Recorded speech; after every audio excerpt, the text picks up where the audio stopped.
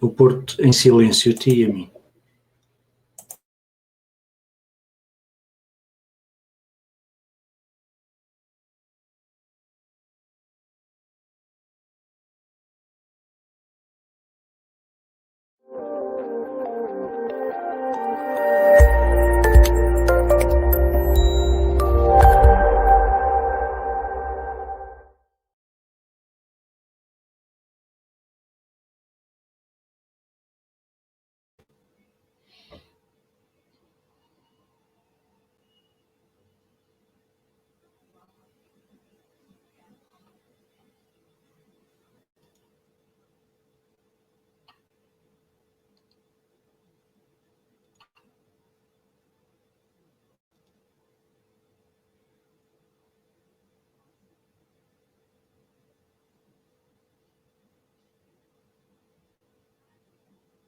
Ok.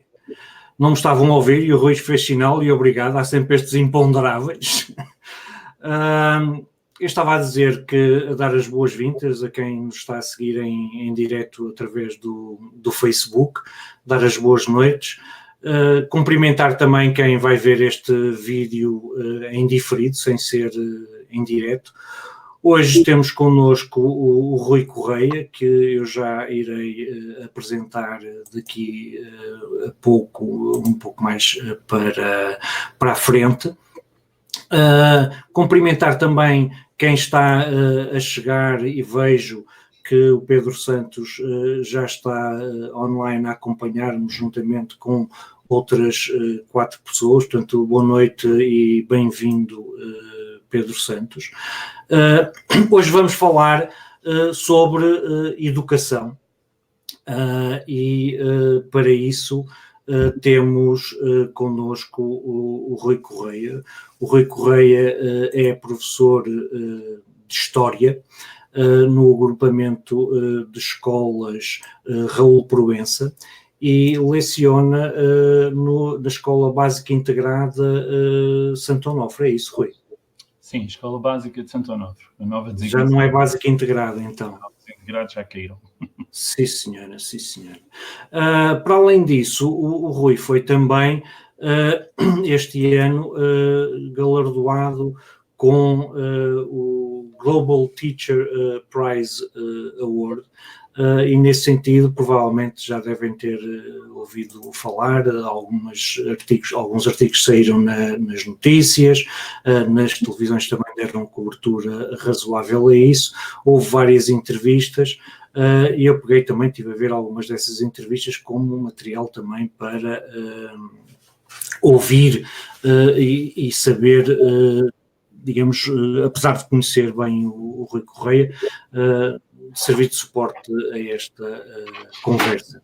Entretanto, também o Evaristo Moreira entrou, dizendo que não consigo ouvir, será um problema técnico só meu.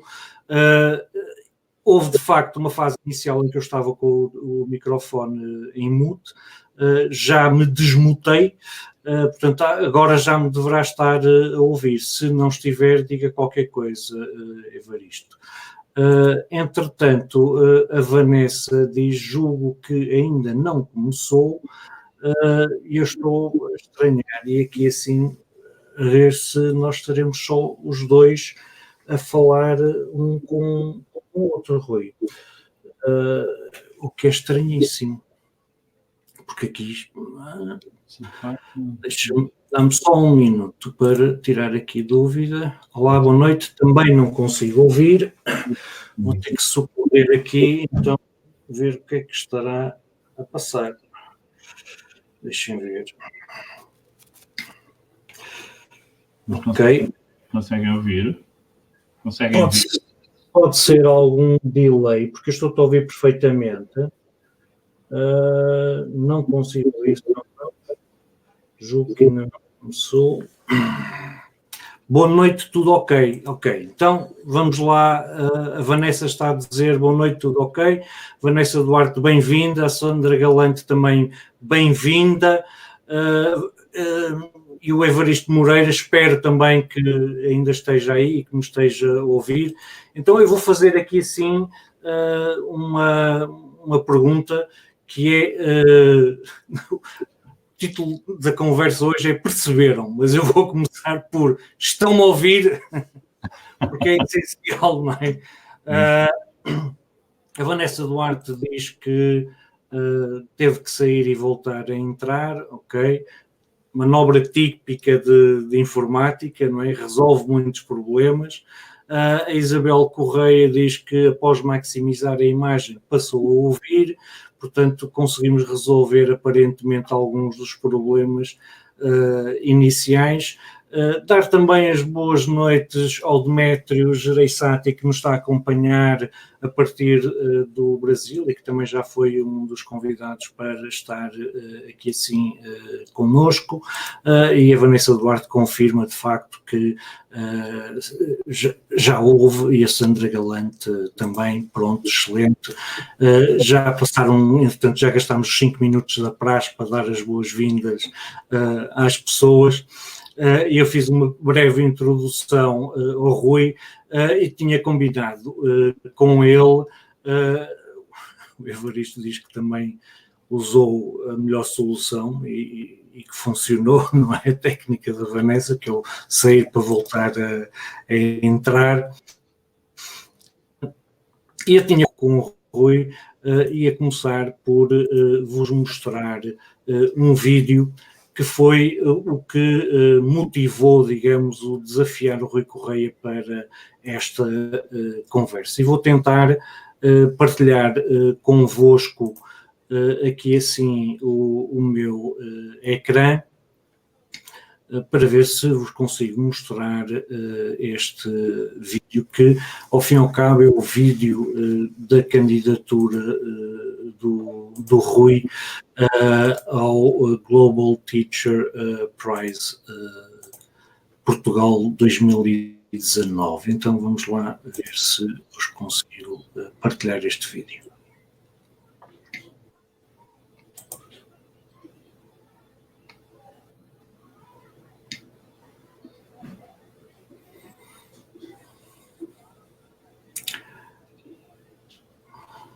Portanto, o João Silva também chegou, enquanto o vídeo está a carregar. Boa noite, João.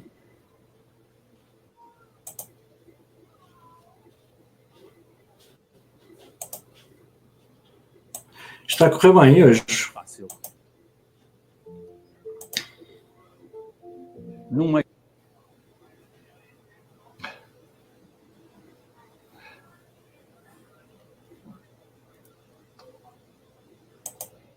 e socioeconómico desfavorecido como aquele em que eu trabalho, não é.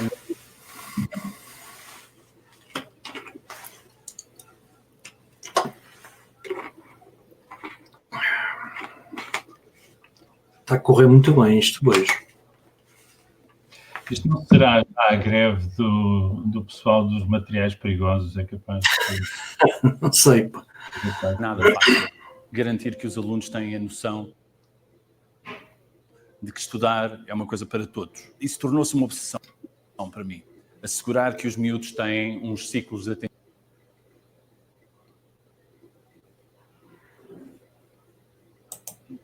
atenção durante uma aula que lhes permita estar realmente empenhados em perceber o que é a história. O que eu procurei fazer foi encontrar soluções que, de alguma maneira, pudessem garantir que esses ciclos de atenção eram constantemente reativados. O meu projeto é essencialmente esse.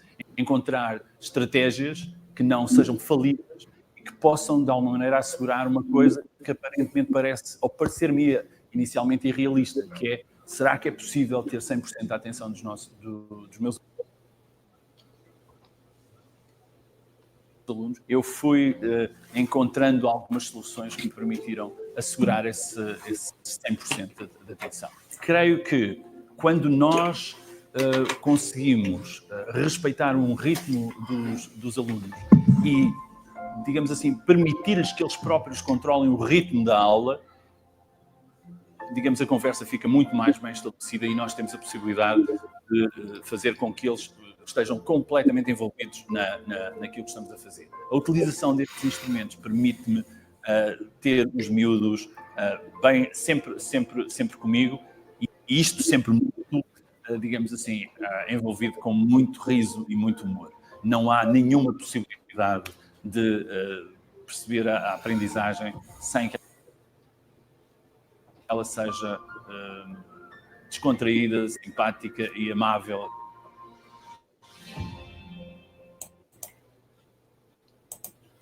Ok. Este, digamos, é o mote da conversa.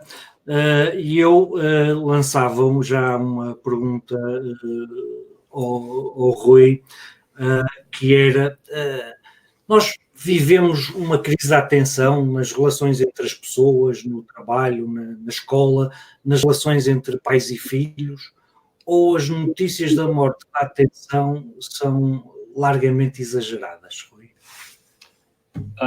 Boa noite, antes de mais, e em primeiro lugar queria fugir completamente à tua pergunta, que era, começava já por dizer que o esforço que tens tido ao longo dos anos no sentido de fazer com que o usufruto da web seja o mais seguro possível e o mais prudente e sensata, não pode ser negligenciado. E, portanto, queria desde já passar-te a mão pelo pelo e dizer-te que é um prazer imenso ter a tua amizade desde há muitos anos. Nós já nos conhecemos desde que a internet ainda não tinha fotografias, portanto, por aí já se vê a longevidade desta relação, mas sobretudo também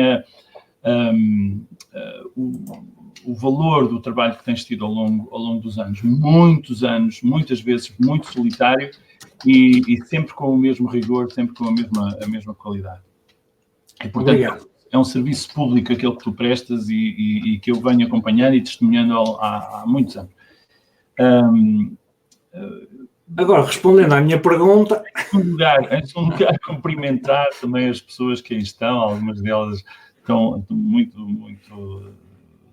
conhecidas, enfim, fazem parte do meu círculo de amigos também.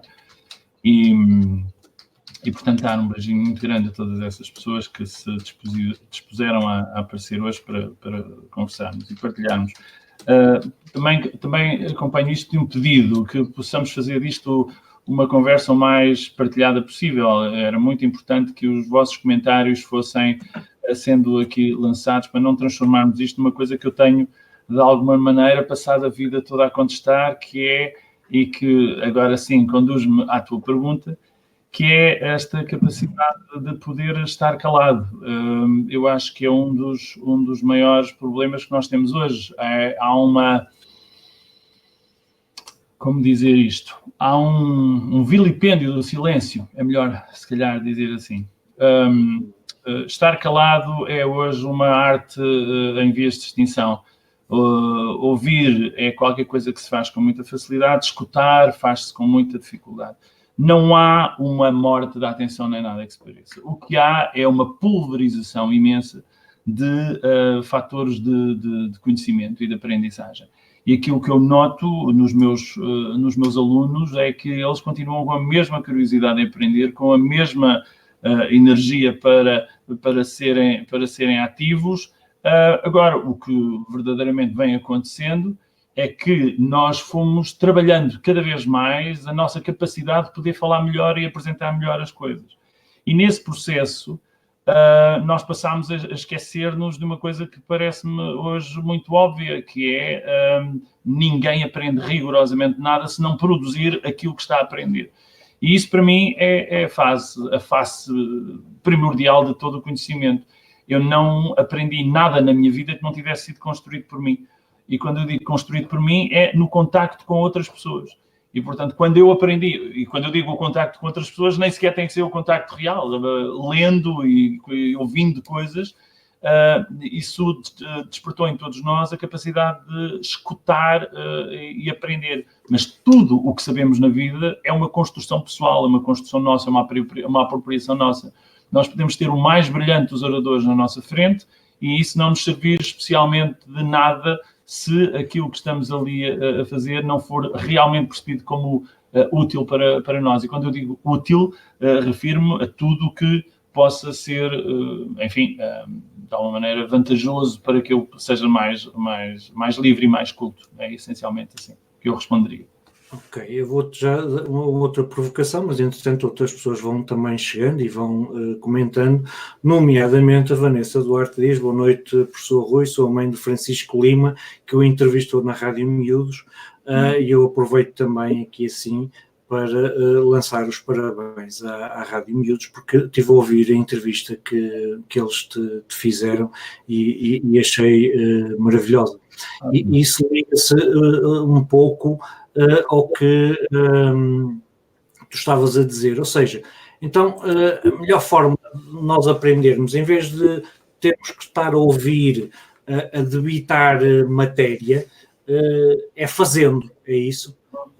E lá às tantas, se em vez de... Tu acreditas naquele, acho que é o CON de não sei quem, CON da aprendizagem, não sei o quê, que diz que a melhor forma de nós aprendermos qualquer coisa é ensinar aos outros, porque ensinar aos outros eu tenho que aprender mesmo bem para conseguir ensinar isso aos outros. Mas isso aplica-se mais às disciplinas práticas, não é? Isso na história é mais complicado, ou não? Não é. Não há distinção nenhuma a fazer entre disciplinas práticas e disciplinas mais teóricas. Não há, aprendizagem é uma única coisa. O que os alunos têm que fazer, têm que produzir coisas e têm que pensar sobre as coisas que estão a produzir. Este é o ponto essencial. Se nós começarmos a pensar o que é que nós estamos a fazer quando estamos numa sala de aula ou num processo qualquer de aprendizagem, rapidamente chegaremos à conclusão de que o fator mais preponderante para que o miúdo aprenda é o ele querer aprender. Eu costumo reduzir isso a uma expressão que se usa mais frequentemente, que é o querer saber. Eu não quero saber. E este é o meu adversário maior. O meu adversário maior é o miúdo que não quer saber. E habitualmente não quer saber... Tens muitos miúdos assim, numa turma de 25 ou 30 alunos? Na primeira aula tenho. A partir daí as coisas mudam um bocado. Mas a questão é esta. Há duas razões para que eles não queiram saber.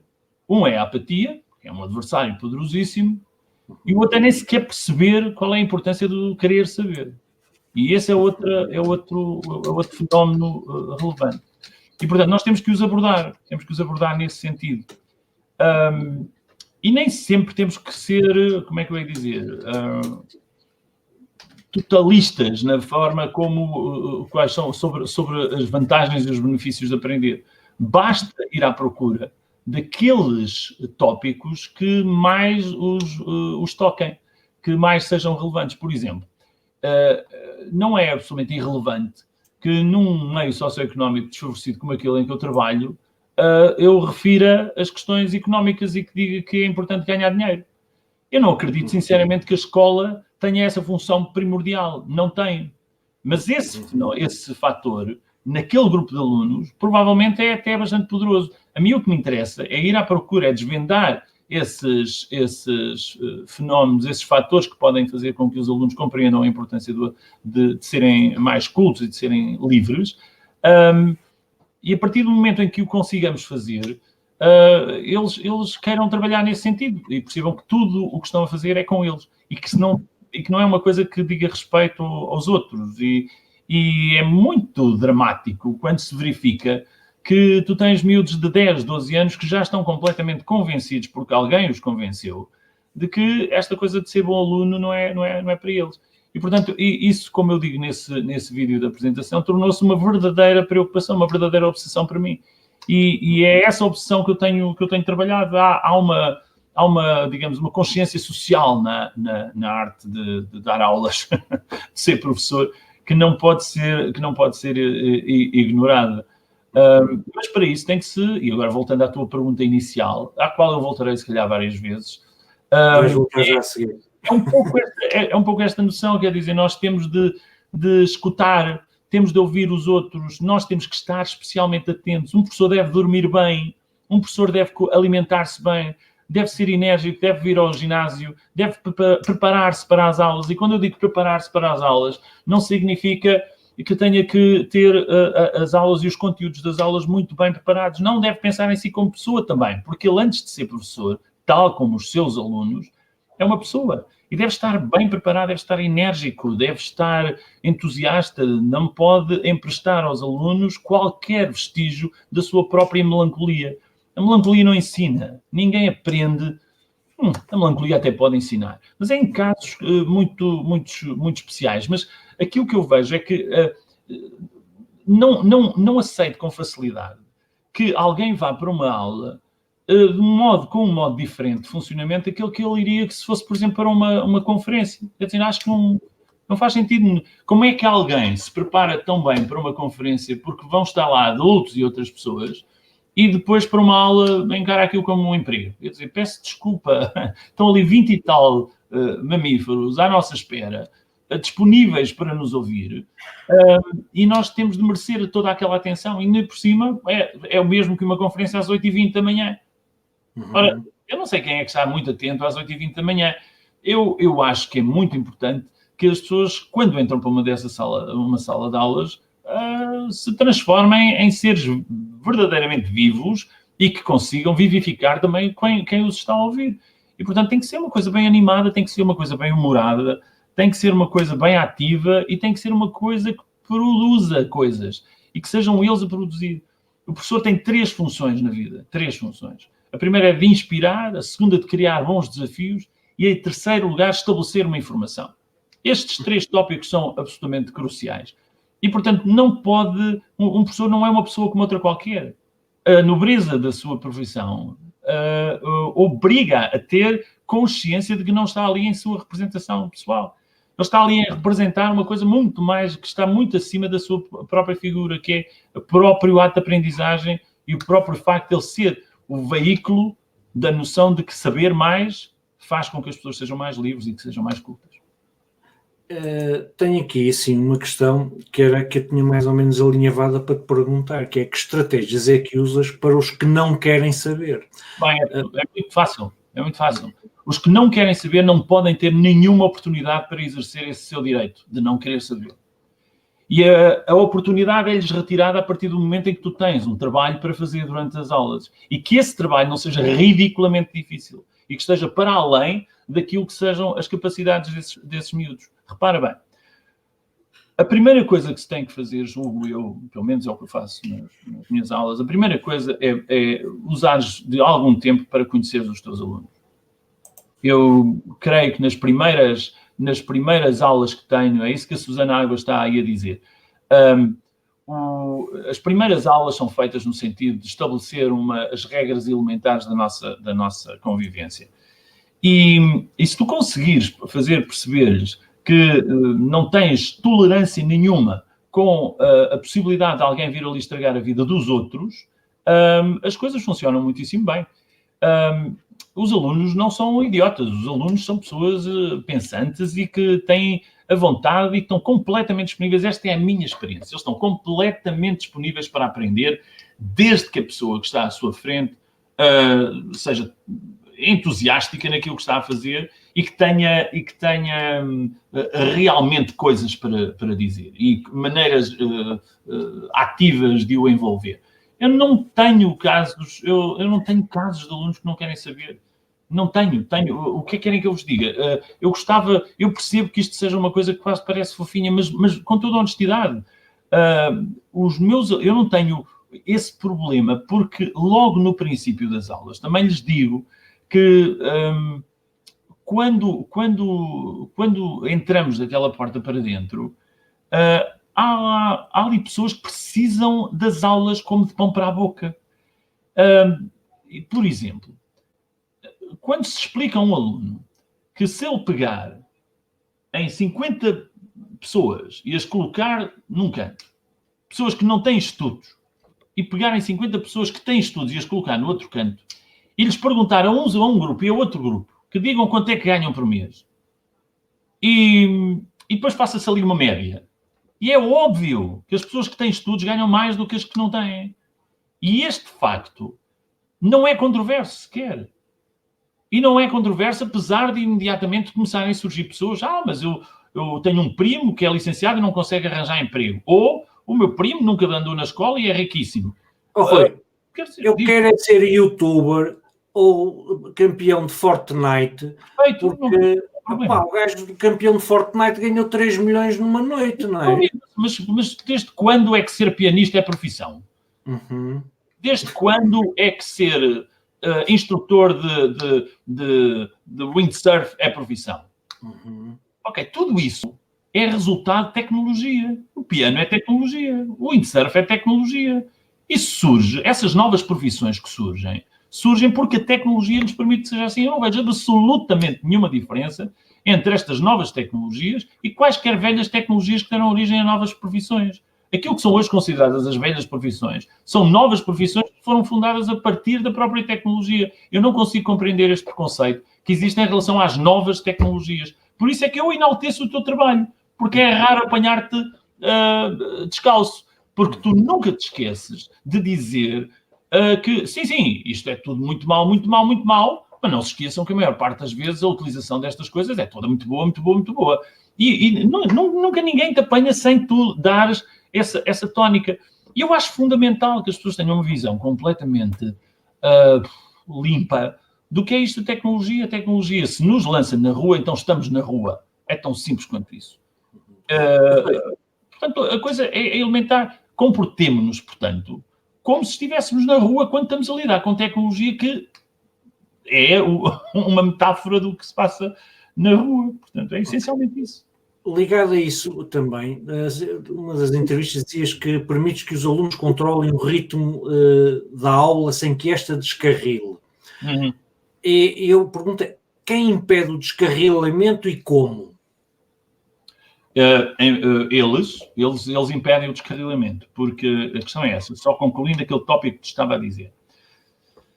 Se tu conseguires convencer os alunos de que há demasiados ricos que foram pobres, e se conseguires convencer os alunos que alguns desses ricos só não são pobres porque estudaram, e se conseguires convencer os alunos de que alguns desses atuais ricos que foram pobres e que já não são porque estudaram, vêm de meios exatamente iguais, até familiares, muito parecidos com os seus, e se tu começares a convencer também os alunos de que aquilo que fez com que esses miúdos conhecessem coisas, soubessem coisas, e que isso começou tudo dentro de uma sala de aula,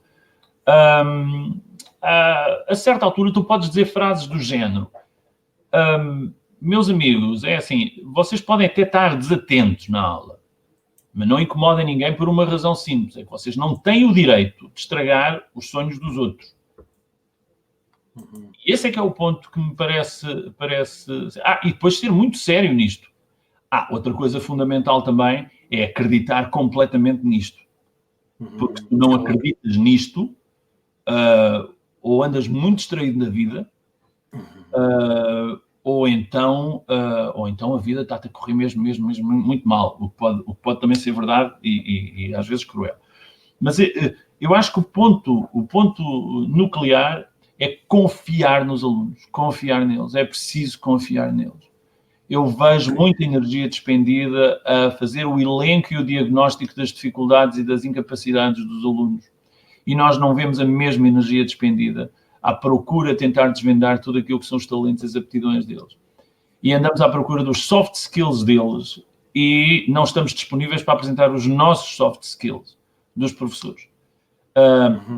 E isso é outra desvantagem. Numa relação, nós não podemos pedir e não dar. Isso não pode acontecer. Isto é uma relação humana, não é uma relação de professor-aluno, é uma relação humana antes de mais. E nessa relação humana existe uma hierarquia, mas a hierarquia tem que ser a hierarquia do saber, não da respeitabilidade. E isto é que é um ponto que me parece, enfim, muito relevante. Nós temos de ter a noção de que a nossa prevalência dentro de uma sala de aula só é definida a partir do momento em que nós saibamos afirmar uma respeitabilidade que se prende exclusivamente com o acervo de conhecimento que tu tens e aquilo que tu podes fornecer. Só te interessas por alguém. Nesse sentido, quer dizer, o professor tem que saber tudo. Não é? Há questões que é perfeitamente natural, quer dizer, que um professor não saiba. Eu às vezes sinto que, então, sobretudo no que toca às tecnologias, não é? Que as pessoas têm receio de reconhecer que, olha, disso não sei, mas olha, vou-me informar e amanhã digo-te qualquer coisa. Claro. Não é uma boa resposta, Tito. Essa não é uma boa resposta. Essa é a resposta que nós aprendemos sempre. Mas há aqui, o problema é este. Isso é uma questão de honestidade, acho isso muito bem. O problema é que não pode haver dúvidas. O professor tem que saber mais que os alunos, peço. É que aí não vejo. Agora, não tem que saber tudo e não tem, sobretudo, que ter a veleidade de pensar que os alunos não sabem também muito mais do que ele sobre muitas outras coisas. Sim. Isso não tem problema nenhum, nem nunca terá. Agora, o que é fundamental é que não entre numa sala de aula um professor com a atitude de querer ser a figura preponderante dentro de uma sala de aula, não tendo nenhuma razão para ser preponderante nessa sala. E apenas estar e sentir essa preponderância apenas porque é professor. Ora, esse estatuto tem que ser merecido todos os dias, todas as aulas. Uma pessoa não ganha o estatuto de professor quando tem uma licenciatura ou termina um estágio. Um professor ganha o estatuto de professor todos os dias em cada aula que dá. E há aulas que vão correr mal, e há aulas que vão correr bem, há aulas que vão correr excepcionalmente bem, e há aulas que vão correr excepcionalmente mal. Diga-se um pouco aquela história de, quer dizer, eu posso ser um excelente historiador, posso ser um miserável professor de história. É o que mais há. Portanto, o facto de eu posso ser um profissional de topo numa determinada área, não é? Mas não tenho nem competências, nem aptidões, nem capacidades para ensinar, o que faz de mim um péssimo professor. Portanto, o que não tem mal nenhum. O que não tem mal nenhum. Claro que não. É isso que eu quero dizer. Devia ter ido mantido naquela profissão e não querer ser professor. Isso liga-se, para ser professor, é assim, é preciso paixão, não é? Senão uma pessoa tem custo, mas acho que isso não é só no ser professor, acho que é em qualquer profissão. Tu, para seres bom profissional, tens que gostar mesmo daquilo, estar apaixonado por aquilo que fazes, não é? Eu acho que é indisfarçável, Tito, é indisfarçável, isso não se consegue disfarçar. Nós não podemos ser, às vezes, ouvi muitas vezes dizer, ser professor é ser um pouco ator. Eu não direi o contrário, há elementos de presença que é importante dominar, de colocação de voz, de movimentação dentro de uma sala de aula, de pequenos enfim, trejeitos típicos de uma interpretação teatral. Não vejo grande diferença. Agora, atenção, é como se dizia, nós não estamos no negócio do teatro, nós estamos no negócio do fornecimento de serviços e de informação. Ligado, acho eu, a isso que estávamos a dizer, há bocadinho também, e ligado a isto, a distração faz parte da aprendizagem. Tito, mas tu já disseste várias coisas aí que eu não te respondi, e eu quero responder a todas as questões. Tudo bem. Uma tinha controle... Eu devia estar distraído nessa aula. Quando tu dizes que a distração faz parte da aprendizagem, nessa aula não devia lá estar. De maneira que ou estava distraído. E queria que explicasses um pouco isso. O que é isto da distração faz parte da aprendizagem? Eu, se estou distraído, não estou a apreender aquilo que tu me estás a dizer, não é? É porque não te interessa. E se tu estás distraído porque não te interessa, é porque estás nesse momento... Não é obrigatoriamente porque não me interessa. Há bocadinho, por exemplo, estavas a falar e eu tinha que estar aqui a ver outras coisas, porque tenho outras coisas ao mesmo tempo para controlar. Sim, priorizaram-se àquilo que eu estava a dizer. Tornaram-se mais importantes para ti. É isso que eu quero dizer quando não te interessa. Não é falta de respeito nenhum. Tem a ver com o facto de... Agora, o que eu não posso é achar desrespeitador o facto de tu teres desligado uma ou duas vezes enquanto eu estou para aqui a arengar. O ponto inicial é esse, é que nós temos de compreender que o processo de aprendizagem envolve um elemento de distração constantemente. Por isso, mais vale que a aula integre a possibilidade dos alunos estarem descontraídos. Como é que eu faço isso? Eu rapidamente percebi uma coisa. Espera aí, que essa é a pergunta que eu tinha a fazer assim, estás-me a estragar o meu trabalho de casa, pá. Não vou estragar nada. Então vamos voltar ao teu tópico inicial, que é a história do ritmo. Como é que eles controlam... Exatamente. A primeira questão é... lhes captas e mantens a atenção, não é? Eu vi várias coisas e acho que para quem nos está aqui assim a acompanhar, é interessante saber que história é essa dos copos, semáforo, dos whiteboards para cada aluno, dos dados de 30 faces, das páginas amarelas de resumo a cada 15 minutos. Queres explicar estas ferramentas mais em pormenor e como é que tu as usas com os teus alunos para eles aprenderem? Com todo gosto. O país ficou interessadíssimo com a história dos copos e só por isso já valeu a pena. Ora bem, então, primeira coisa. Aquilo que é indispensável é criar com os alunos uma atmosfera de perceber que a aprendizagem não é uma coisa escolar. Está bem? Esse é o primeiro tópico. Investir muito tempo, muita energia ao longo da vida, não ter que aprender até morrer. Ao longo do dia. Ao longo do dia aprende-se em todo lado, em qualquer circunstância. A outra coisa que temos de convencer todos os nossos alunos é de que não há rigorosamente nada que não seja digno de ser aprendido. Nada. Tudo é digno de aprendizagem. Desde o alcatrão até aos quasares, tudo tem a mesma importância em termos daquilo que é, digamos assim, o valor de ser aprendido. Tudo merece ser aprendido.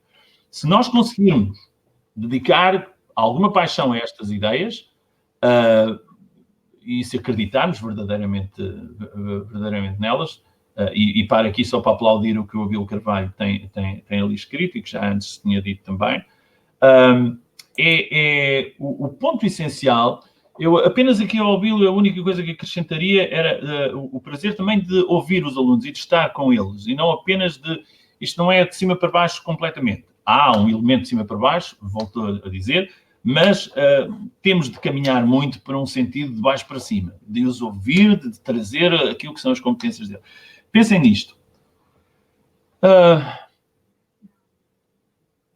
Se todos nós concordamos que a escola deve ser um sítio que ajude a desvendar e a alimentar as aptidões e as competências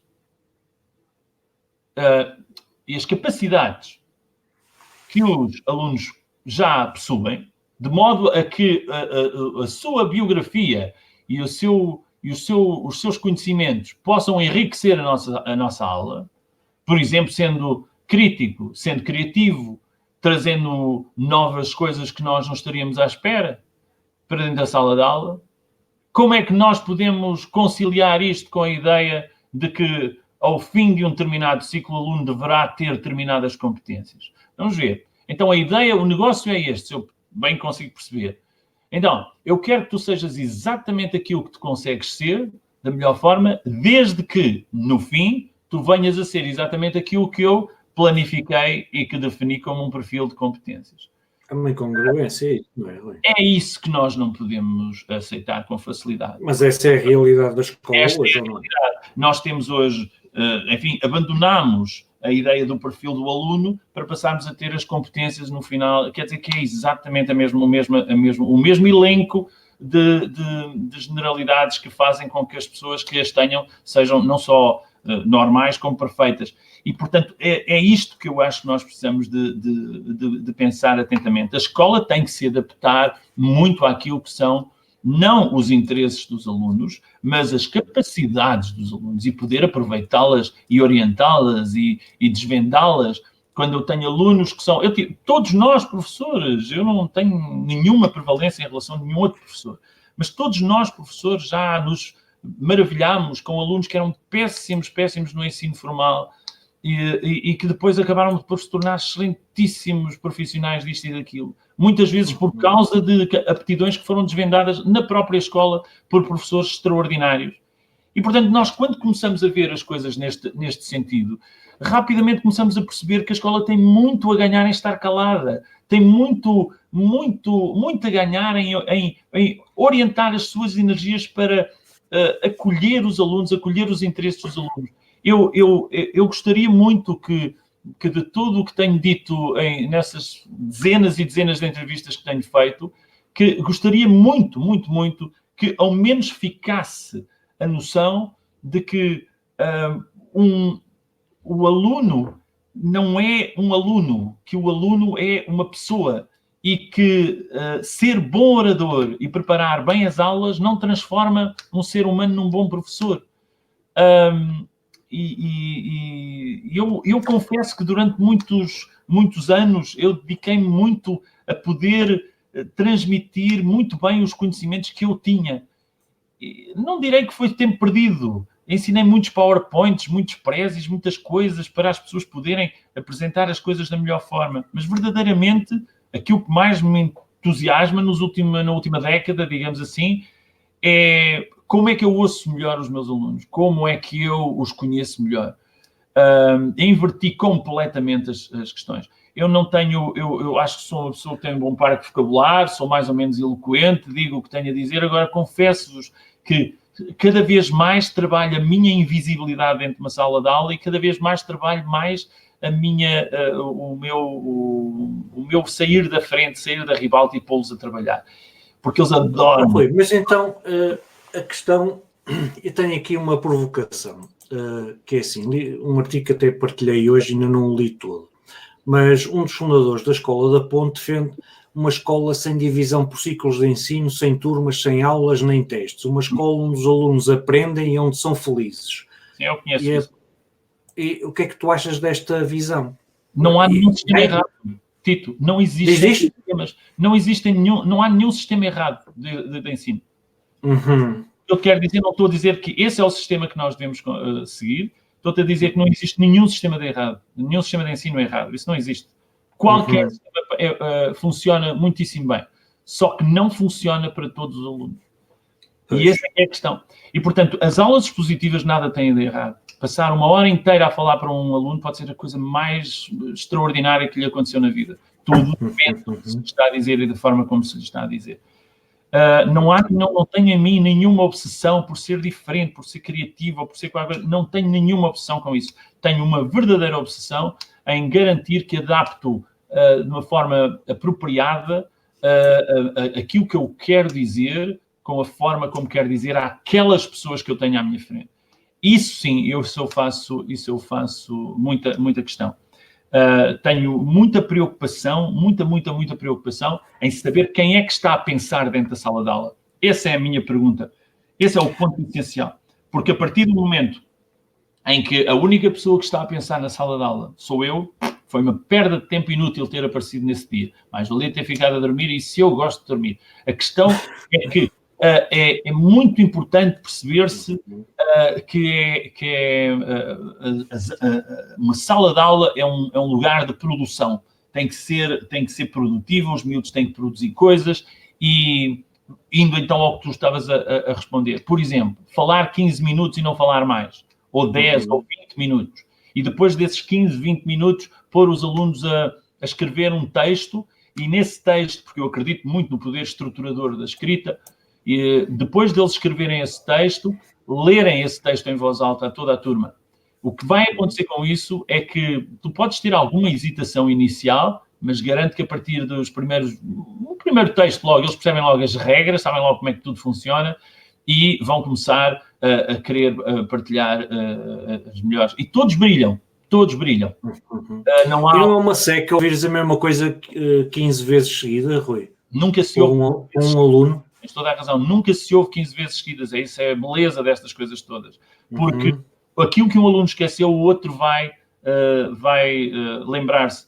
E a formulação da mesma questão por vários alunos nunca é semelhante. E mais, quando começarem a aparecer respostas semelhantes à mesma questão, isso começa a ser tão idiota porque tu acabaste de fazer perguntas do género. Diz-me aquilo que foi mais interessante para ti. Ora, aquilo que foi mais interessante para ti. Se começa eu também achei aquilo que o Manuel achou interessante, eu também achei muito interessante. O quê? Aquilo que o Manuel disse que era interessante, eu também achei muito interessante. É um dos riscos que corres quando tu perguntas ao aluno o que é que achaste mais interessante sobre isto ou aquilo, não é? Mas é que isso funciona muito bem porque cada um acrescenta sempre um ponto ou retira um ponto que outros vão lembrar.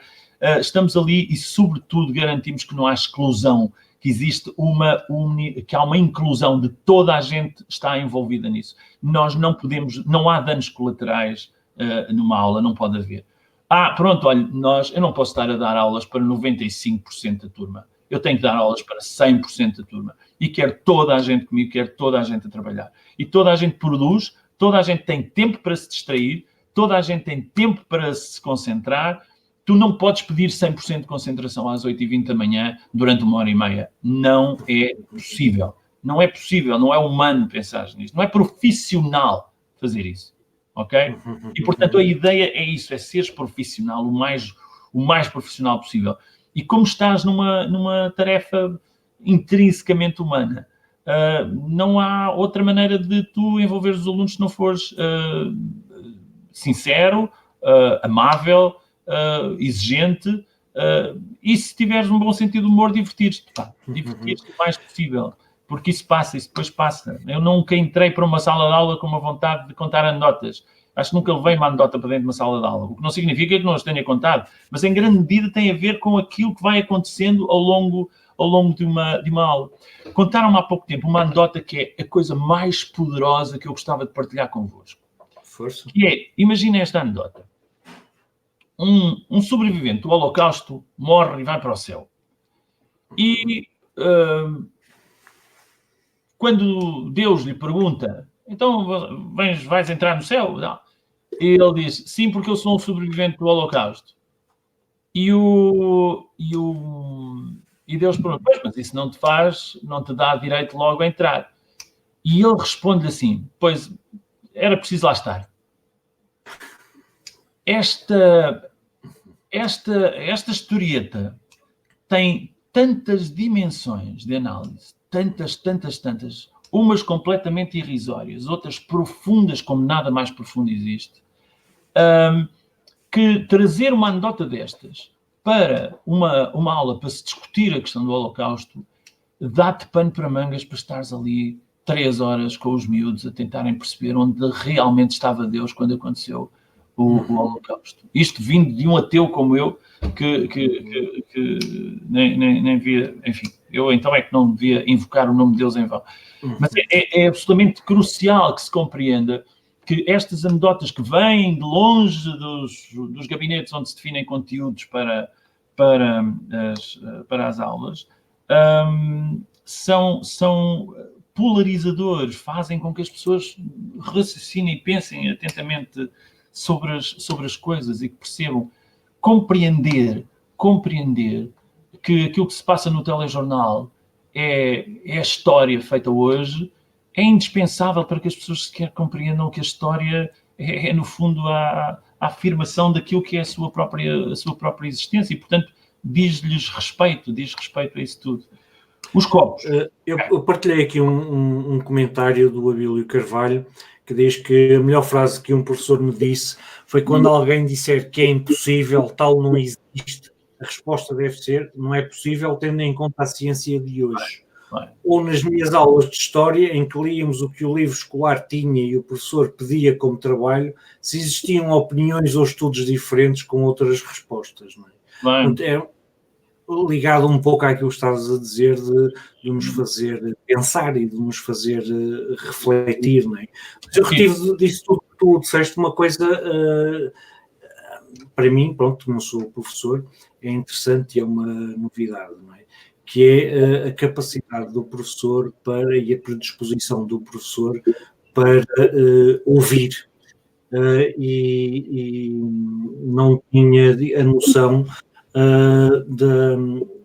da capacidade de saber ouvir como uma ferramenta de aprendizagem, mas percebo bastante bem no contexto em que o referiste. Não é? Queres ver uma forma de ouvir os alunos? Às vezes o lançar uma pergunta provocadora é essencial, não é? Para nós percebermos se de facto se os alunos apreendem aquilo que se está a tentar ensinar, aquilo que eles aprendem, não é? É essencial que se perceba que um professor não é pago para ensinar.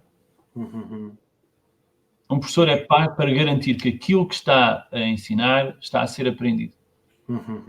São duas coisas inteiramente diferentes. Se a energia que um professor dedica à qualidade e à irrepreensibilidade da sua palestra fosse tão grande quanto aquela que ele dedica a saber se realmente os alunos estão a perceber aquilo que estão a fazer,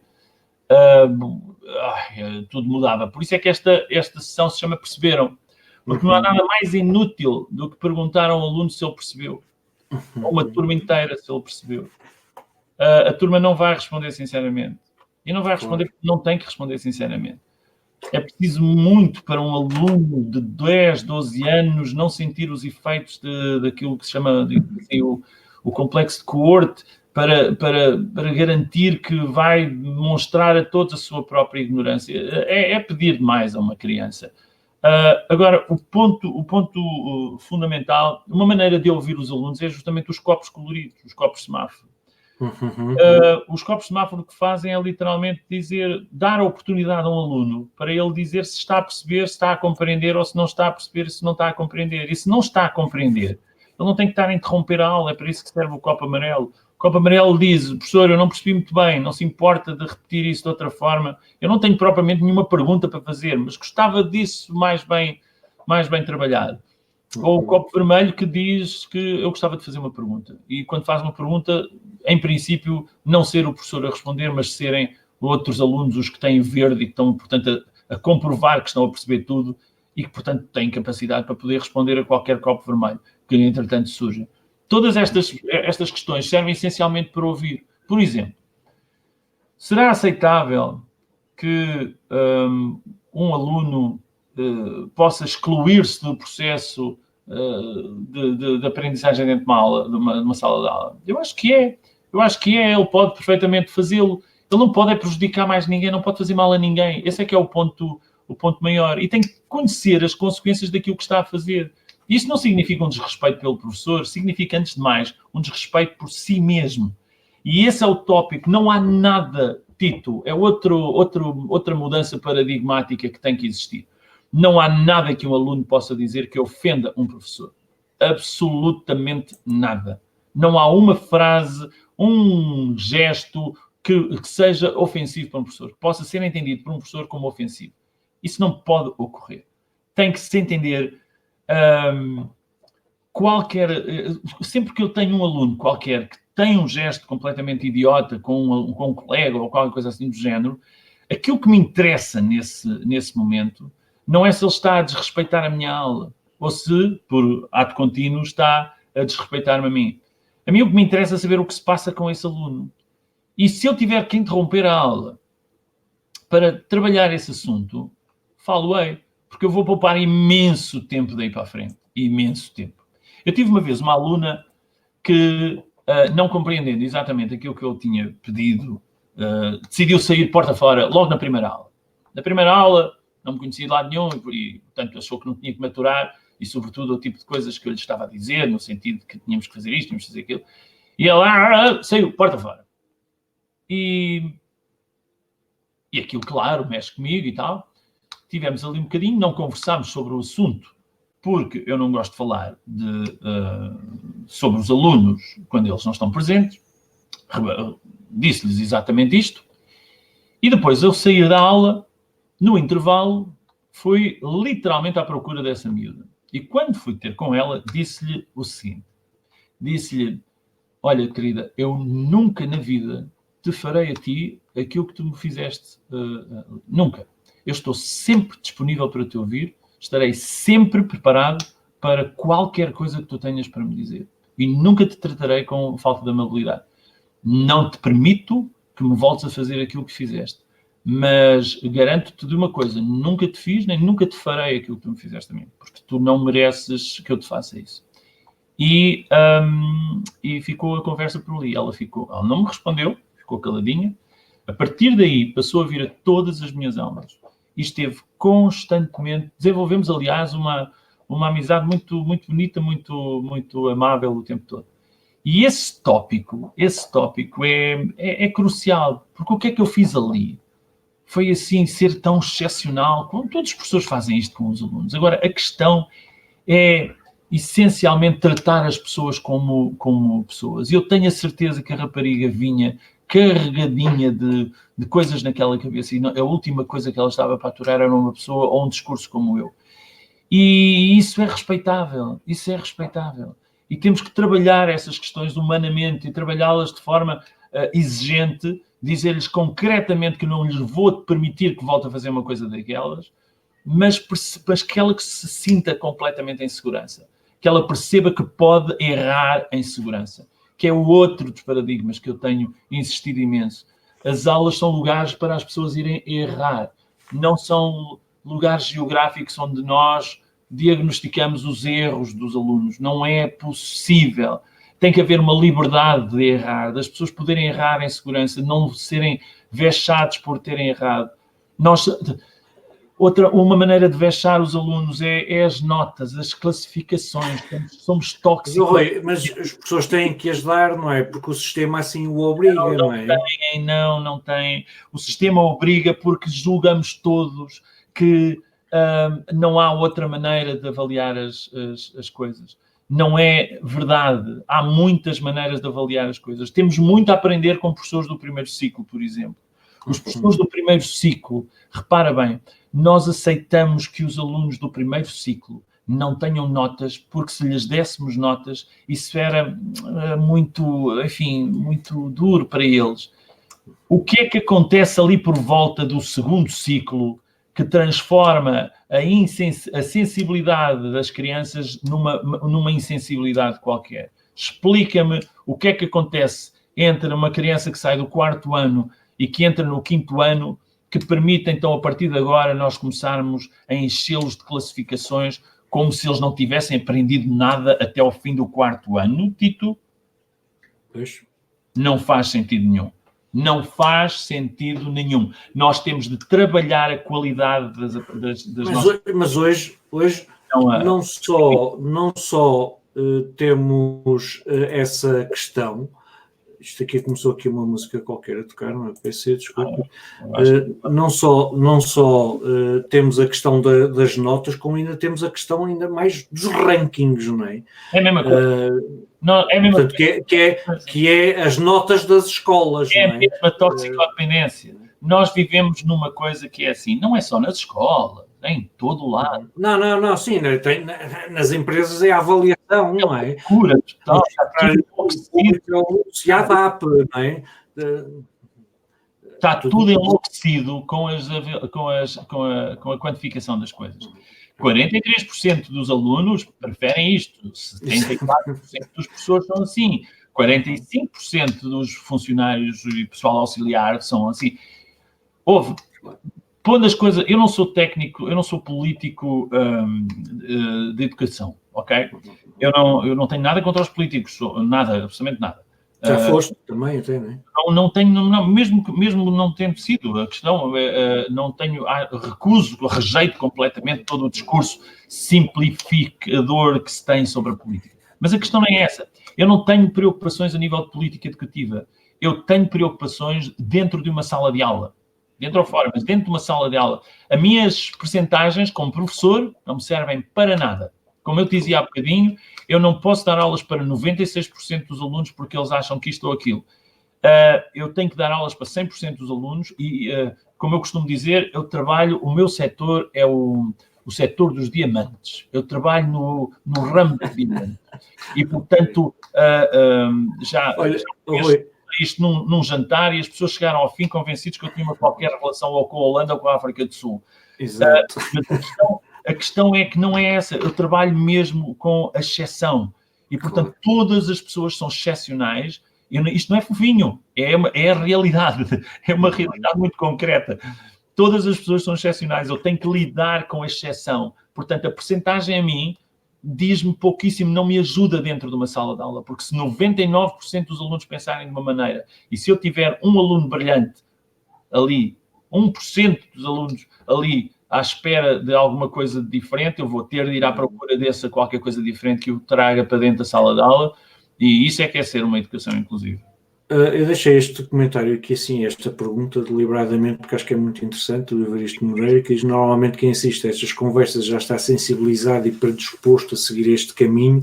É o que acontece quando eu vou às escolas falar sobre segurança na internet, não é? Os pais que lá estão já estão sensibilizados para essa questão. O problema é que a maioria dos pais não está lá, não é? Okay. E a questão é a mesma, não é?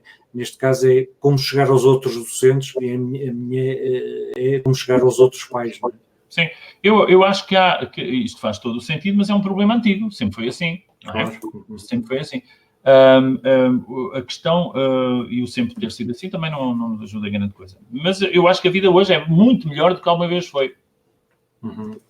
Hoje sofre-se muito menos do que alguma vez se sofreu. Nunca a vida esteve tão boa no planeta Terra como agora. Nunca nada de parecido existiu. Ok? E, portanto, como é que isso foi possível?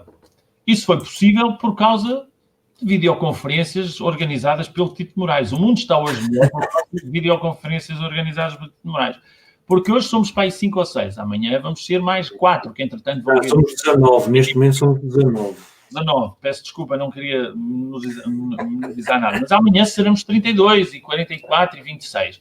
E depois há de haver todas as pessoas que vão ser, enfim, derrisórias disto e que acham que isto está tudo errado, e acho isso muitíssimo bem. Agora, a questão é esta. Eu tenho hoje a certeza de que há mais gente interessada nestas ideias do que outra coisa. Basta isto. O meu problema maior com as escolas é os professores não acreditarem no seu sistema. Não acreditarem neste sistema. E isso é que é destruidor e demolidor. É isso que causa burnout nas pessoas. Quando as pessoas falam da burocracia que existe nas escolas, elas não estão contra a burocracia. A burocracia é uma forma de proteger os cidadãos. A burocracia é uma forma ativa de garantir que as pessoas são tratadas como devem ser. A burocracia excessiva é profundamente nefasta, porque muitas vezes é criada pelas próprias escolas. As próprias escolas criam burocracia que os ministérios nunca exigiram. E isso é preciso refletir. Os fluxos de informação dentro de uma escola têm que ser muito trabalhados. E há uma medida certa para saber até que ponto nós estamos a errar. É sempre que algum professor tem que fazer a mesma tarefa 2 vezes. Ou um pessoal administrativo. É uma boa medida para nós sabermos qual é o grau de lubrificação que tem a mecânica da gestão escolar. Qualquer diretor escolar que me esteja a ouvir, perceba isto de uma vez por todas, que e eu já estive na direção de uma escola durante 9 anos, naquilo que foi considerado uma enfim, isto é advogar em causa própria, mas que a coisa correu muitíssimo bem. Correu e foi considerada de referência, justificando visitas sucessivas de vários secretários de Estado à escola para ver como é que nós funcionávamos ali. Mas queria dizer-vos que uma obsessão completa que existia quando eu estava a dirigir a escola com uma equipa absolutamente extraordinária era justamente essa preocupação absoluta, quer dizer, alguém está a fazer a mesma coisa 2 vezes? É que se estiver tem que se acabar com uma delas. E a comunicação em todas as plataformas tem que existir. Isso vai parar às salas de aula, meus queridos amigos. É que essa é que é a questão. Quando nós esgotamos os professores com tarefas que eles próprios não compreendem bem, não aceitam bem, porque muitas vezes se trata de planos de aula, planos de turma, planos de acompanhamento em que verdadeiramente ninguém acredita, são excelentes excelentes soluções no papel e na sua argumentação, mas são documentos cuja utilidade é absolutamente irrisória, para não dizer absolutamente nula, quando nós vemos os professores de educação especial completamente afundados e mergulhados numas tarefas burocráticas que muito ajudam a garantir um historial académico do próprio professor, mas retiram tempo de convívio e de aprendizagem recíproca entre esse professor de educação especial e a criança que precisa da companhia e da presença e da criatividade e da inovação desse professor. Então nós estamos a construir uma casa pelo telhado e não é provável que as coisas corram muito bem. Agora, nós vivemos uma mensurolatria, eu chamo-lhe assim, uma mensurolatria. Nós estamos absolutamente intoxicados com a ideia de que tudo pode ser medido e que tudo pode ser depois analisado a partir dessas medições.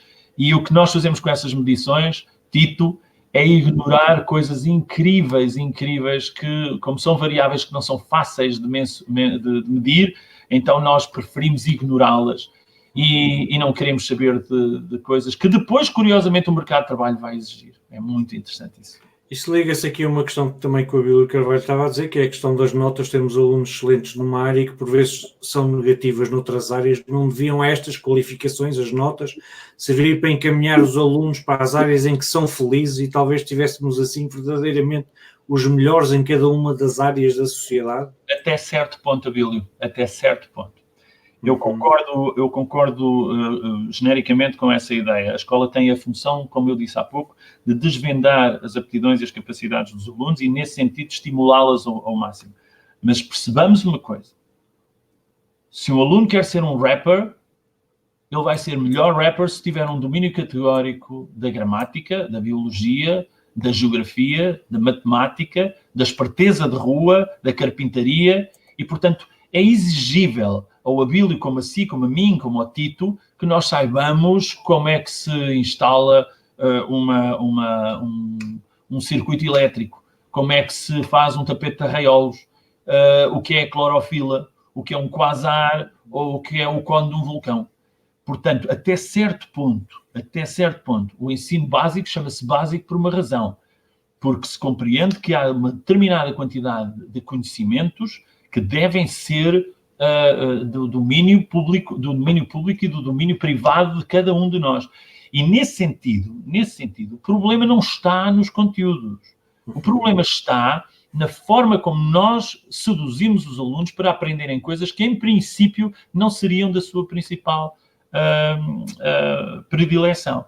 E é isso que nós temos a obrigação de fazer. Os professores têm de ter o tempo suficiente para, em primeiro lugar, ter a liberdade de ensinar, e a liberdade de ensinar pressupõe tempo para terem a liberdade de conhecer os seus alunos. E esse tempo faz-se dentro das aulas e fora das aulas. O que não pode acontecer é professores que vão numa visita de estudo e que começam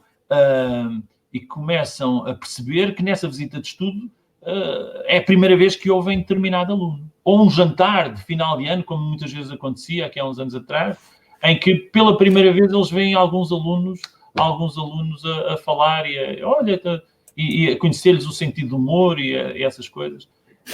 Rui, isto nem de propósito encaixa aqui numa questão que eu tinha lido numa entrevista que tu deste. Nós já estamos a acabar, meio que já passamos uma hora, mas eu, bem a propósito, diz. E eu defendo apenas que se ouça durante 15 minutos. Já lá vai embora. Exato. Numa entrevista ao Jornal da Iria, falavas da forma como fazes participar os alunos mais tímidos e reservados. E falavas de uma coisa que eu nunca tinha ouvido falar e que foi espreitar e que achei extremamente interessante, que é o Flipgrid. Queres explicar o que é isso e como é que o usas? Ok, então, imagina isto. O que é que um professor tem a dizer a um aluno que é reservado e tímido e que não tem vontade nenhuma de falar em público? Habitualmente duas soluções. E essas soluções são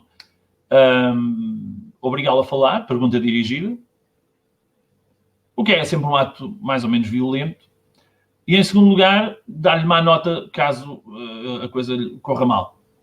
Ora, se isto são soluções profissionais, eu vou ali e já venho. E eu não estou a sair daqui, é porque fico aqui. E, portanto, a questão é, eu tinha de encontrar soluções para isso. E ao longo da minha vida fui procurando muitas outras soluções, muitas. A mais recente de todas, que tem para aí 3 anos desde que a pus em funcionamento, é uma coisa chamada Flipgrid. O Flipgrid o que permite é aceitar tranquilamente a ideia de que um aluno possa não querer participar na aula. Essa é a primeira questão. Descontrair completamente essa ideia. E, em segundo lugar, dizer a um aluno que ele pode participar e tem de participar. Repara bem como eu agora usei o verbo. Tem de participar, tal como os seus colegas, quando não é nem melhor nem pior que os outros. Tem que ter a mesma e tem que o fazer. E tem que o fazer como? Diferidamente. Vai para casa, vai para o corredor, pega num telemóvel e grava um vídeo com aquilo que lhe interessa falar. E depois publica isso num sítio de uma forma incrivelmente simples. Não tem que ter nada de especial, tem que ter uma app no seu telemóvel, que não tem que ser o seu telemóvel, pode ser um telemóvel do próprio professor, ou dos seus pais, ou de uns colegas, ou o que quer que seja, e gravar aquilo que ele quiser gravar. Agora, imagina se tu... E isto funciona, Tito, porque...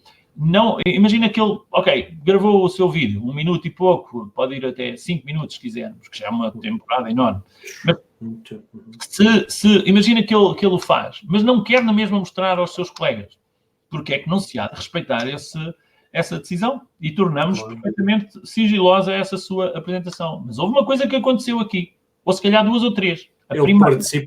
Ele participou. Segundo, a sua avaliação, a tal que é medida, tem agora mais um dado que objetivamente nos permite avaliar o aluno e, em terceiro lugar, estamos a contribuir para que ele supere de uma forma muito mais gradual, muito mais amável, a sua eventual timidez e reserva em participar. E isso é o que a tecnologia nos traz. A tecnologia permite-nos fazer este tipo de coisas. Porque é que os testes vão ser todos ao mesmo tempo, Tito? Porque é que todas as pessoas estão dispostas a ignorar que um aluno tenha um dia péssimo, ontem não pôde estudar e que por causa disso, uma coisa que eventualmente nem tem nada a ver com a sua responsabilidade, que hoje venha a ter uma nota pior, porque não havemos nós de aceitar o caráter diferido da aprendizagem. Porque... Mas isso tem a ver com, digamos, a forma como a escola foi criada por um sistema industrial, portanto, e nós continuamos a replicar esse sistema, não é? Ignorando um pouco que as coisas, entretanto, evoluíram, não é? E depois, como disse Ana Cruz Águas, não é? Depois, para além disso, juntamos-lhe papelada, burocracia... Muito boa pergunta, Ana. Excelente pergunta. A questão é esta. Nós podemos ter essa liberdade porque é assim. É engraçado que no outro dia estava ali um artigo muito, muito curioso que dizia... Não te importas pôr essa pergunta aí mais tempo ativo? Sim. Claro que sim. Ler melhor. Havia um artigo onde se dizia que um professor de História recebia os encarregados de Educação no princípio do ano para combinar com eles aquilo que ia dar nesse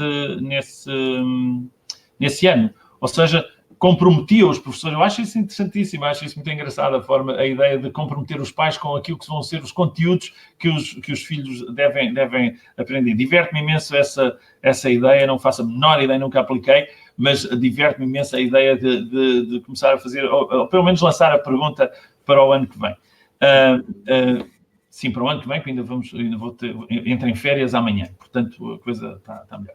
Agora, nós podemos ter essa liberdade, sim senhor, e essa liberdade envolve a ideia de trabalharmos o nosso grupo disciplinar, ou seja, os nossos professores, os professores que fazem parte que dão a mesma disciplina, e tentar saber com eles que tipo de coisas é que nós podemos excluir para tornar o programa mais viável e mais aceitável. Porque nós podemos fazê-lo, a lei permite-nos que o façamos. A outra coisa tem a ver com as notas, como aí apontava.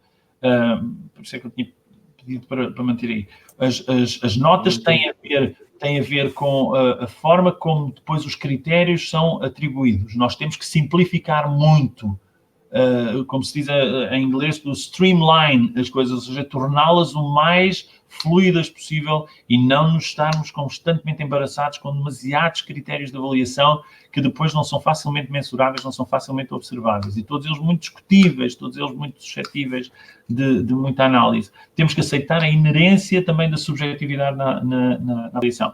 Em relação às papeladas, minha querida Susana, aquilo que nós temos de perceber é de ser insistentemente críticos em relação à qualidade e ao profissionalismo das papeladas que nos exigem. Ainda hoje eu enviei, quase deliberadamente no último dia, um documento acompanhado de um protesto, evidentemente, porque é um protesto sempre benigno, claro, mas é um protesto que eu estendo sempre e que reitero em todas as instâncias onde me é possível, porque se verifica a tal redundância de tarefas que muitas vezes nos ocorre.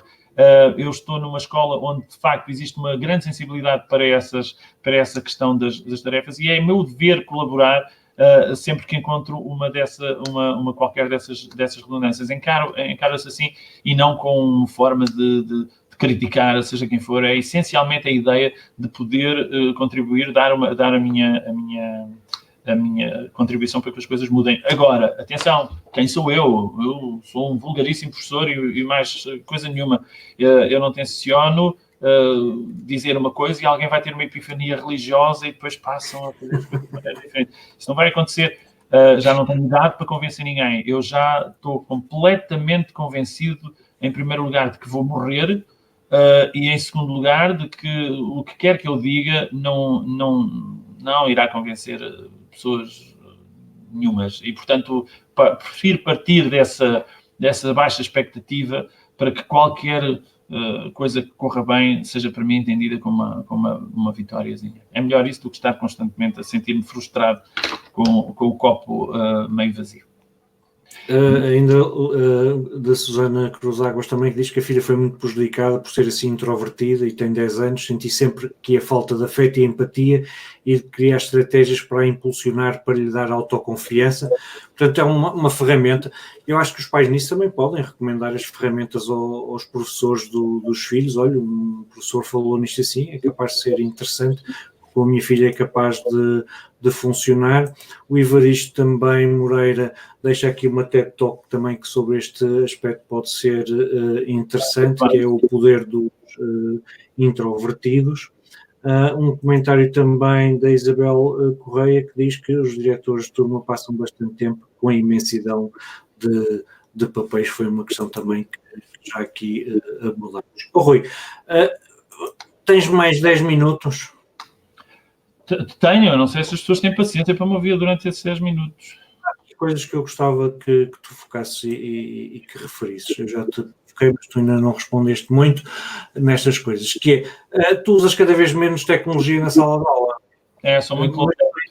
És fã de software de mind mapping, já vi que também deste software que achei interessante do Flip Grid. Que outro software é que tu usas em contexto de sala de aula? Ok, eu, como tu sabes, andei muitos anos de volta da tecnologia e ensinar tecnologia, essa coisa toda. Agora, eu cheguei rapidamente a uma conclusão, que é, eu não posso perder tempo. E não Já viste o tempo que a gente demorou para isto começar a rolar? Exatamente, é isso. Isto dentro de uma sala de aula Numa aula era um desastre, não é? Uma catástrofe. E, portanto, eu não estou para perder tempo com essas coisas e muito menos tempo para andar constantemente a criticar que isto e que aquilo não funciona e que a lâmpada e que a banda larga e que... Peço desculpa, não estou com paciência para isso. E, então, tenho vindo a fazer destilar tudo. É uma quantidade muito grande já tenho uma boa carteira didática sobre essas coisas. Software que eu estou a utilizar. Utilizo, não tenho comissão em nada do que vou dizer, portanto estou completamente tranquilo. Em primeiro lugar, uso muito o Plickers. O Plickers era uma das coisas que te ia perguntar. O Plickers é uma forma muito rápida de poderes consolidar conhecimentos junto dos alunos. Eles têm uns cartões, só tu é que estás ligado à rede, portanto tu acabas por não a crescer nada, não tens problemas nenhuns, não tens nada, aquilo funciona maravilhosamente, é relativamente, ainda pode ser simplificado, mas é relativamente simples de formular, perguntas de resposta múltipla que podem ser feitas para tu, num momento para o outro, teres a noção clara sobre se eles perceberam ou se não perceberam. Outra coisa que eu uso é, como tu dizes já, o Flipgrid. Uso também o Socrative. O Socrative permite-me fazer testes em diferido, ou seja, no fundo, uma prospecção de opiniões depois das aulas terminarem. Uma outra coisa que utilizo também, deixa-me cá ver o que é que uso também muitos blogs. Utilizo o blog para fazer um Blogspot. Utiliza um site que eu uso muito. É muito fácil e serve-me para fixar. Para resumos dos miúdos, não é? Não apenas muitas coisas, mas utilizo isso também frequentemente. Há umas coisas que eu gosto muito também, mas que ainda estou a familiarizar-me, porque primeiro preciso de as dominar completamente antes de as deixar entrar, enfim, amassar os meus alunos com eles, que é uma coisa chamada Scoopit. O Scoopit é uma plataforma muito interessante de pesquisa. Ou seja, imagina esta situação. Muitas vezes nós pedimos aos alunos que façam um trabalho sobre, sei lá, sobre ciberbullying, ok? Pronto. E o Scoopit o que permite fazer o que eles vão fazer na maior parte dos casos é ir à Wikipédia, roubar coisas e trazê-las e depois pretender que aquilo possa ser uma coisa que eles perceberam, porque muitas vezes nem sequer leem o que fizeram, o que é sempre muito demolidor da sua própria autoconfiança. E eu deixo sempre que isso aconteça nas primeiras vezes, que eles venham, até fica à espera que eles me tragam coisas da Wikipédia para eu lhes poder cair em cima e dizer-lhes e demonstrar-lhes que eles não aprenderam nada, que é isso que importa, não é que me vejam pedir coisas. Porque eu tenho para eles exijo-lhes a mesma responsabilidade que eu tenho. E, portanto, a questão é essa.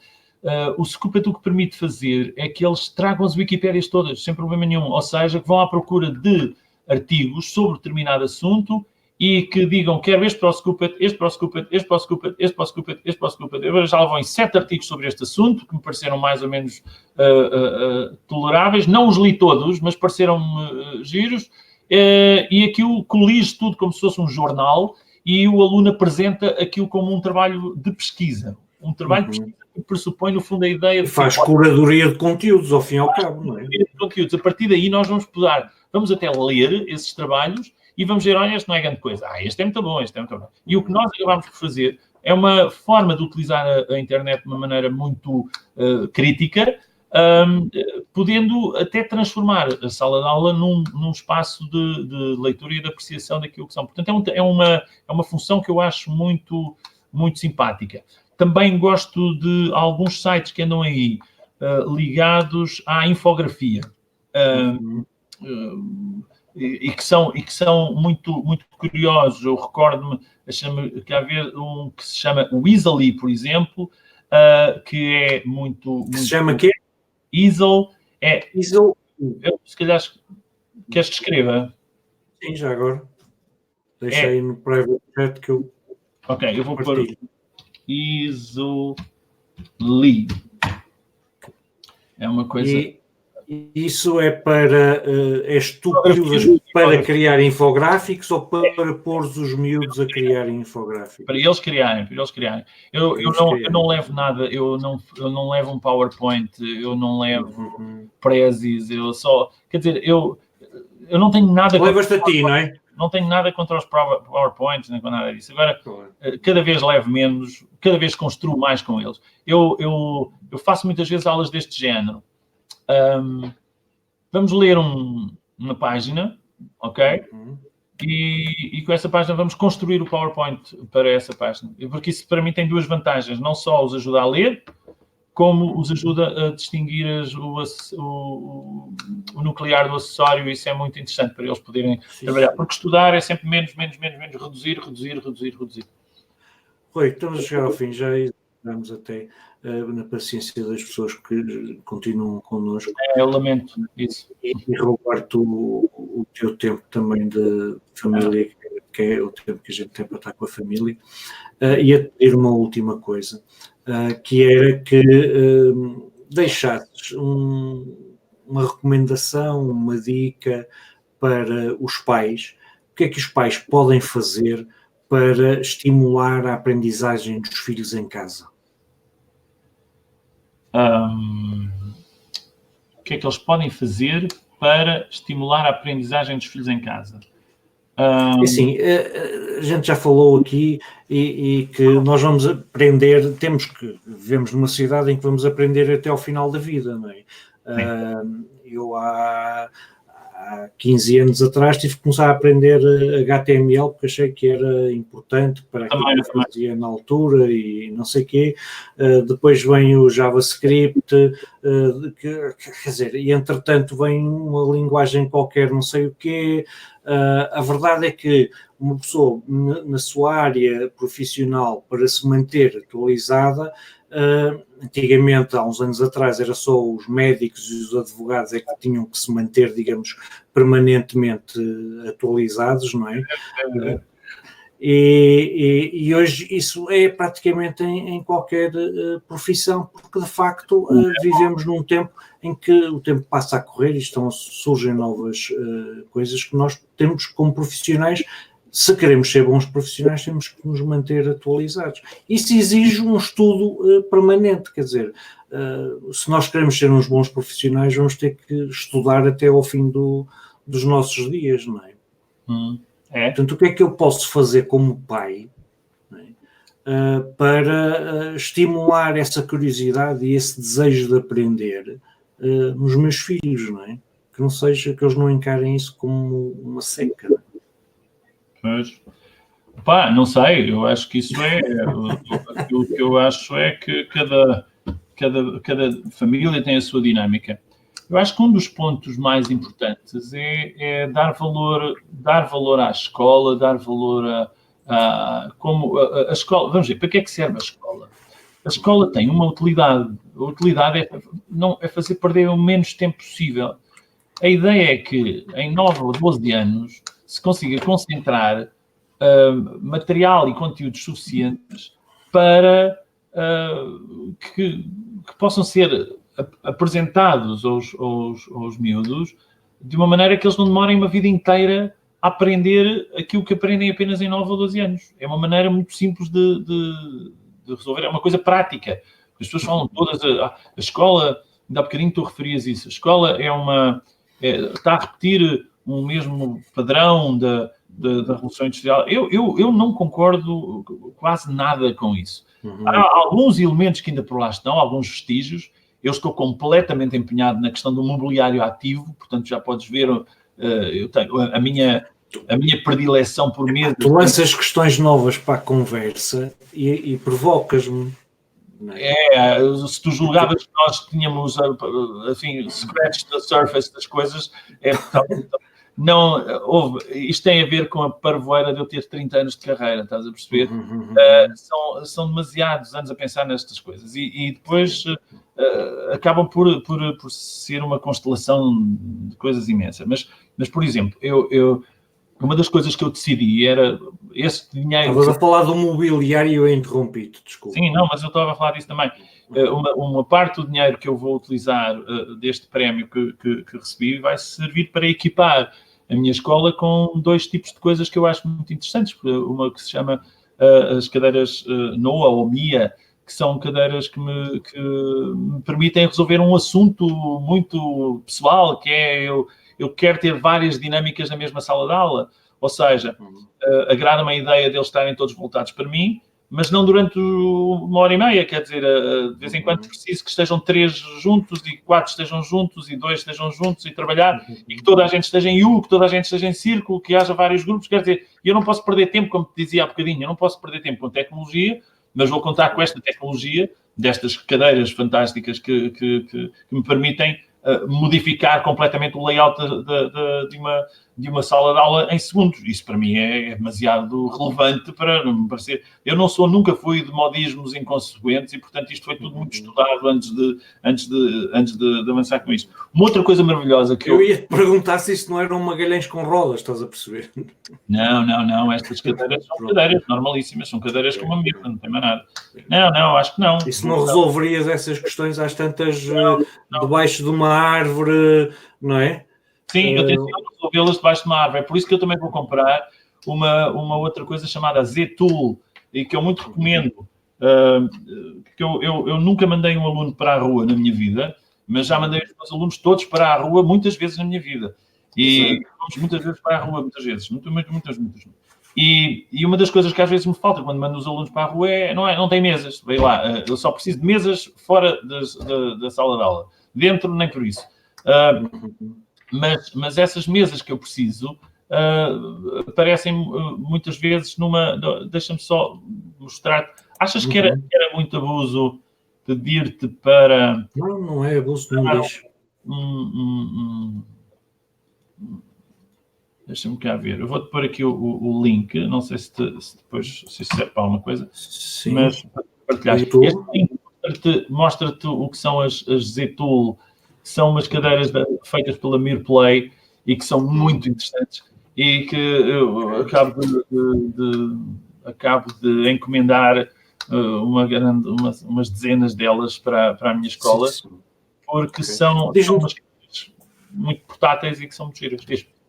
Eu estou a abrir aqui o YouTube, mas entretanto diz-me uma coisa. Este Z-Tool é .com, qualquer coisa, as pessoas procuram, não é? Não sei como é que...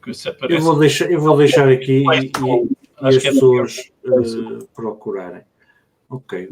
Mas basta ir ver Ztool e há de aparecer qualquer coisa. Ok. Então, deixa ver aqui, vou partilhar, deixa só carregar o vídeo, que é curtinho, são 30 segundos, não é? Mas queria só dizer-te, respondendo àquilo que tinhas dito, eu uso muita tecnologia, muito avançada, e sou muito low-tech também, ou seja, há um equilíbrio entre essas duas coisas. Não estou a usar nada do que os meus colegas estão a usar, curiosamente. Não estou a usar os PowerPoint, não estou a usar os Prezis, não estou a usar os Kauts, não estou a usar nada dessas coisas que tiveram agora tanta popularidade. Não tenho nada contra isso, volto a dizer. Não há aqui, só estou a dizer é que cada um tem, enfim, tem Palmeiras, chama-se, esse foi o meu aluno, Palmeiras. Ok. Palmeiras é engraçado. Não, isso é uma das questões. Nós, quando nos conhecemos, já lá vai para 20 anos, não é? Era uma das questões que nós falávamos, não é? E que trocávamos cromos, não é? Já experimentaste isto, já experimentaste aquilo, não é? Portanto, era muito na base da tecnologia. E isso apercebi-me que tu hoje, as ferramentas que usas são ferramentas que de digital pouco ou nada têm, não é? E então vamos ver se eu consigo aqui assim partilhar o ecrã. O que uma espátula de madeira de dentista pode fazer por uma aula. Pois, mas já não vamos conseguir partilhar isso agora, porque já estamos mesmo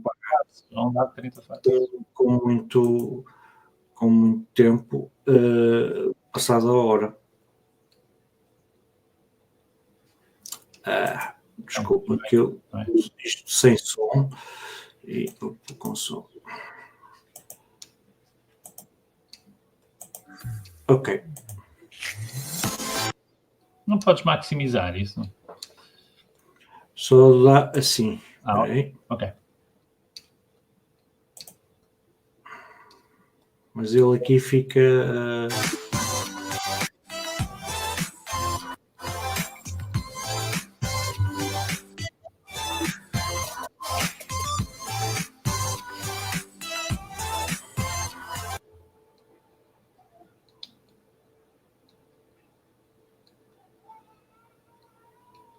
Epá, eu estou ligado com um cabo. Mas és tu ou o teu computador, Tito? Pois não, isto é da minha ligação, pá. É impressionante. Às vezes acontece. É a lei de Murphy. Não te ligues, acho que as pessoas já perceberam o que é o Ztool, já se viu o suficiente, já se compreende logo. É muito rápido, é uma ideia muito simples e muito poderosa, muito bem arquitetada, muito bem pensada. Eu partilho aqui assim o URL para as pessoas poderem, porque o vídeo de facto não está a passar. Não dá a dobrar. Estás a ver, a internet, a ser humana, exige que as pessoas tenham umas com as outras em vez de estar para aí a trocar vídeos. Acho muito bem. Nossa. Ok. Peraí. Pronto. E este é o URL onde as pessoas podem ver sem o constrangimento da minha ligação aqui assim não estar a ajudar. Rui, nós já ultrapassámos largamente o nosso tempo. Eu queria agradecer a atenção e o tempo e a disponibilidade para estares aqui connosco a falar sobre esta questão. Muito ficaria ainda por abordar. Eu tinha aqui assim uma lista, gostava de ter conhecido mais em pormenor as ferramentas que usas em contexto de sala de aula, mas o que vou fazer, vou partilhar alguns dos links das entrevistas que deste, onde dás alguma informação mais detalhada sobre essas ferramentas, porque me parecem interessantes as pessoas também conhecerem, e acho que merece até uma coisa que seria só focado praticamente nisso, e isso ficará para outra oportunidade. Deixa-me só também dizer a quem nos está a acompanhar que para a semana que vem vamos ter connosco a Ruth Couto, que é docente do Instituto Politécnico de Bragança e vice-presidente da Associação Portuguesa de Direito do Consumo, e que vem falar connosco de práticas comerciais e publicitárias digitais não éticas e algumas até mesmo ilegais, e como as podemos evitar. E isto são os riscos, digamos, associados ao comércio eletrónico, a compras não autorizadas por parte de crianças e jovens, muitas vezes usando os dados de cartão de crédito dos pais sem os deles se aperceberem e tudo mais. E os que estiverem interessados podem desde já juntar-se ao evento que já está publicado no Facebook, e onde o link do live da próxima semana será divulgado. Portanto, eu irei partilhar também este link no chat da conversa que temos aqui assim do Facebook. A terminar, agradecer a presença e o tempo que nos disponibilizaste, Rui. Agradecer também a quem esteve connosco. Partilhar só aqui assim alguns comentários finais. A Susana Cruz Águas diz: o Rui é um criativo, parabéns, muito sucesso, e deve ser maravilhoso quem o tem como professor. Continuo sempre a acreditar nesta mudança, bem-haja. O Rui Carvalho, o Abílio Carvalho, portanto, também diz mais uma vez um excelente live para aprendermos. Obrigado, Abílio. O Abílio tem sido um reincidente nestes lives, perdeu só um que não foi anunciado com antecedência. A Vanessa Duarte dizer: marcamos novo dia, de facto, ficava bastante ainda para falar com o Rui. Agradecer também a presença do Evaristo Moreira, muitos parabéns, Tito Moraes e Rui Correia, pela excelente conversa e pelo trabalho que têm feito, e a Sandra Galante também dizendo que e obrigado também pela sua presença. Rui, gostei muito de ter aqui assim nesta conversa. Nós já não tínhamos uma conversa assim já há bastante tempo, temos que falar mais vezes, e obrigado pelo tempo que disponibilizaste, e espero que as pessoas tenham gostado e que tu também tenhas gostado e que te tenha dado o prazer de estar aqui assim connosco. Não sei se queres acrescentar mais alguma coisa antes de encerrarmos. Quero acabar como comecei. Quero agradecer-te, evidentemente, o convite, e nós somos demasiado informais um com o outro para estarmos É verdade. Para dispensarmos formalidades, é melhor dizer assim. E eu acho que é muito... As nossas formalidades são formalidades sinceras e, portanto, sabes que eu faço sem nenhum espírito de convenção. É um trabalho magnífico que tens feito ao longo destes anos e, portanto, digo com toda a sinceridade, sem nenhuma vocação laudatória da coisa. É mesmo um trabalho importante, Tito. E a cutilância com que tens estado sempre a acompanhar tudo o que vai acontecendo, o teu trabalho mais recente com esta questão do Team Strada, a forma prudentíssima como a analisaste, isso é um trabalho muito, muito relevante e que não está ao alcance de todos. E uma pessoa que já tem alguma idade como eu sabe separar algum trigo de algum joio, e é uma grande satisfação poder contar com a tua amizade. Muito obrigado. Agradeço-te eu mais uma vez essa simpatia. Recordar que quando te desafiei para este live, disse: Tito, mas eu posso falar sobre aprendizagem, não é? Sobre segurança na internet. Não é, Rui, mas a gente quer aprender, não é? Porque aprender, seja história, português, segurança na internet ou não sei quanto, essas ferramentas são importantes, é transdisciplinar, não é? É transversal. E portanto, todos os ensinamentos que estiveste aqui a partilhar-nos connosco, todos os dias, em todas as ocasiões, em todos os lugares. Aprender, seja no que for, não é? Portanto, obrigado mais uma vez pelos teus ensinamentos. Um grande abraço, e até uma próxima oportunidade. Adeus. Tchau. Muito obrigado. Até já. Até já, é isso. Ainda vou passar aqui assim um vídeo que é o que dá encerramento da ação. Um abração, pá. Adeus.